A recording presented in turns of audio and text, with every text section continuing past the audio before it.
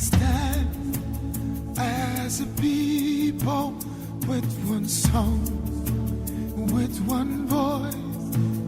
We're a nation undivided and poised.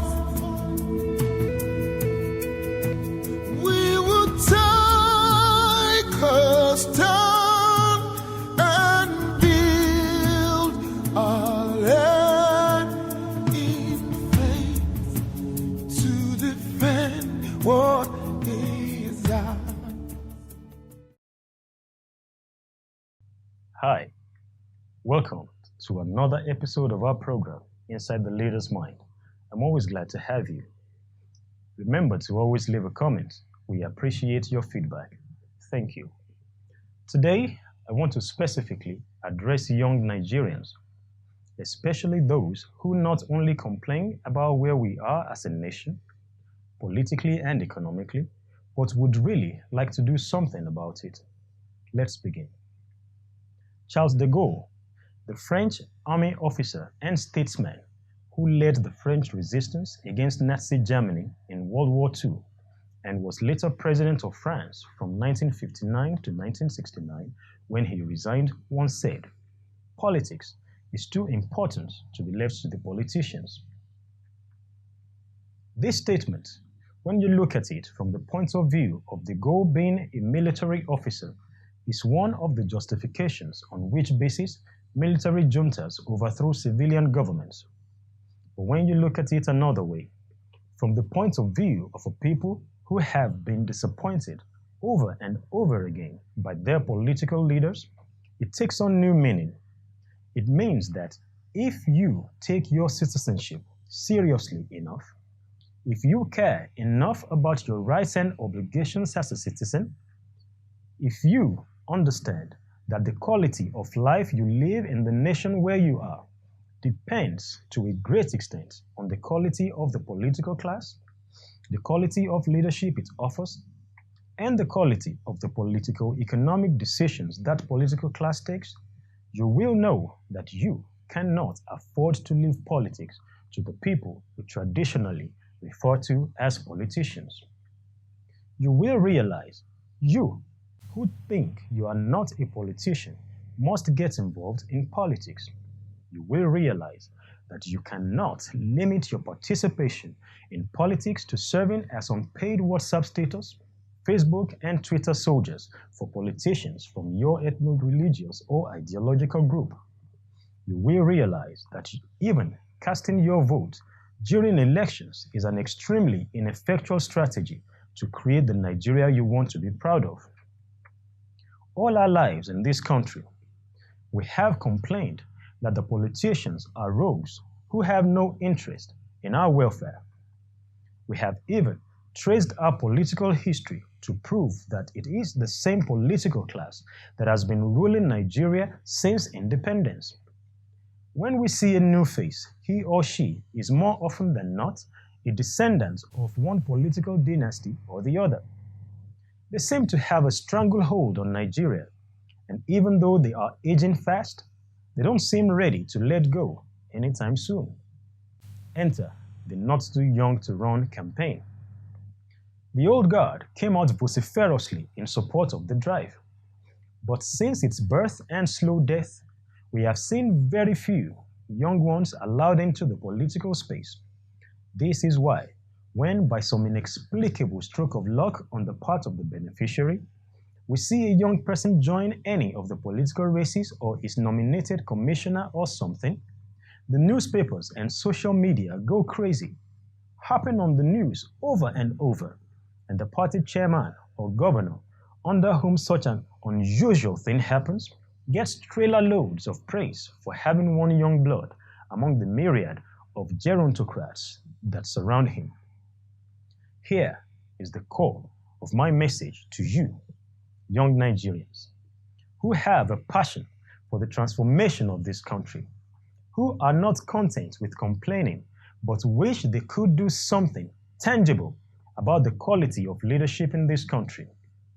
Politics is a game of numbers, plain and simple, and therein is the solution to the problem of recycling the old guard. The numbers game of politics I am talking about is not only about you turning out en masse to vote for young, intelligent, proven contestants, which is important.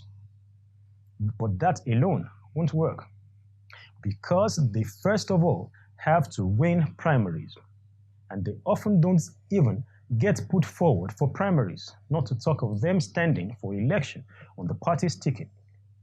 I am talking instead about you taking over the political class by taking over the political parties. Yes, taking over the political parties. That's what I said. Young people, you have to start joining established political parties in your numbers. While that sounds counterintuitive, joining the people you want to remove, it is the only effective democratic way forward.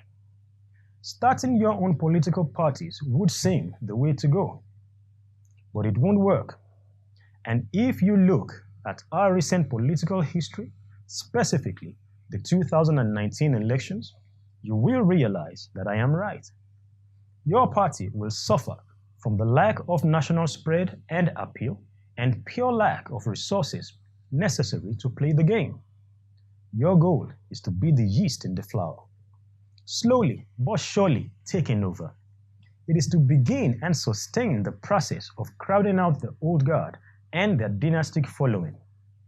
If there are enough young people in a particular chapter of a political party, for instance, if they are progressive and outnumber the old conservative guard, and it is time to vote nominees, for whatever reason, whose preferred nominees do you think will win? If the young people who are more in number are not pretending to be progressive, but are committed to enforcing their more modern, contemporary, visionary ideas on the party, they can, therefore, not be bought. So they win, and their will is done, simply because in that party, at that ward or constituency or district level, the young and visionary outnumber the old and conservative. I'd be naive to say that even this not so subtle movement will not meet resistance from the entrenched political dynasties. But the fact that it is a clearly democratic strategy to change the character and ideology of the parties from within means that that resistance can be successfully contested with legal means because numbers do not lie. The foregoing dictates that for the political class in Nigeria to change, for the political class to begin to reflect the true nature and yearnings of Nigeria with its predominantly young population, a critical mass of young people must continuously join the political parties, not as thugs or some uneducated hobos looking for free meals, but as idea-driven, politically motivated, posterity-oriented game changers. How then do you go about this? And this is where the demand for some level of self-sacrifice comes in, and where those of us who have gone ahead made the mistakes. You have to be in or return to your hometown or home state to begin and pursue your entrepreneurial or professional career and to join the party of your choice at the earliest possible time after you are done with schooling. The reason for being in your hometown is simple. I am a card-carrying member of a political party, but my membership is useless for real political participation because I am settled in a completely different state from the one I am a native of, and although the Constitution says I am a native of the state in which I was born, the reality is different. One of the things you have responsibility to change, by the way. So, to be known as a successful businessman or professional in your field, to be recognized as a contributor to the community whose votes you will ultimately ask for, to know the people and to grow your influence among them, and among those who know the people even more than you, and within the party on whose platform you will ultimately contest election within the state where you can, in reality, be taken seriously, you have to be at home. It is while there that your voice of superior, contemporary reasoning will begin to galvanize others like you within and outside the party, attracting more of them to you and the party. In fact, it is while you are there within the party that some of the old guard will in fact begin to side with you and your kind. Because there are among them those who, though appear set in their outdated ways, are secretly longing for a paradigm shift, waiting for young men and women to step to the plate, young men and women serious enough to commit to the politics of statecraft to deserve their support. They need to see you in action. African leaders are not known for acknowledging and stepping aside for the contemporary wisdom, drive, and vision of youth. Yet, as I have said many times before, short of a violent revolution, the change we desire can only come from within the same arms that brought us where we are right now, the same political circles. And for that to happen, the young must take over from within.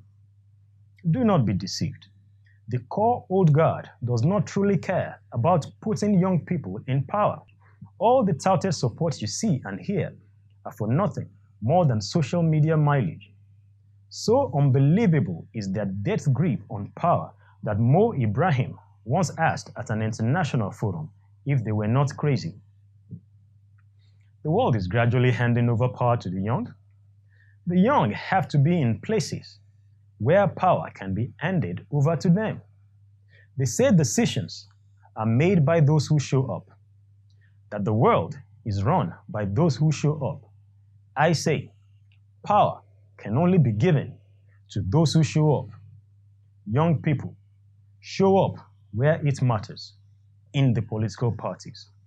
Your future is in your own hands. Whether that future will be bright or dark will be determined by a series of political economic decisions that are too important for you to leave them to politicians. My name is Adeyemi Adedeji. See you next time with your party membership cards.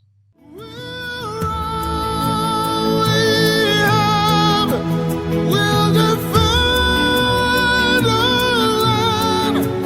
We believe in Nigeria and the promise she holds, and that one day we'll shine like the sun. We're a great